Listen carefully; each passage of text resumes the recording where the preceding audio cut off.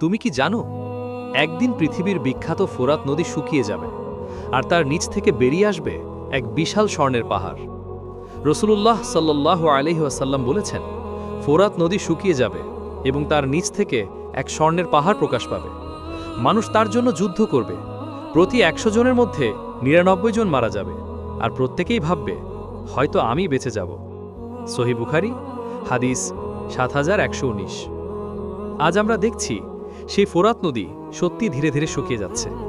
তুরস্ক, সিরিয়া আর ইরাকের বুকে একসময় যে নদী জীবন দিত, আজ সেখানে দেখা যাচ্ছে শুকনো বালির স্তর। রসুলুল্লাহ সাল্লাল্লাহু আলাইহি ওয়াসাল্লাম সতর্ক করে বলেছেন, যেই সময় স্বর্ণের পাহাড় প্রকাশ পাবে, কেউ যেন তার দিকে না যায়, কারণ সেটিই হবে লোভ ও ধ্বংসের সূচনা।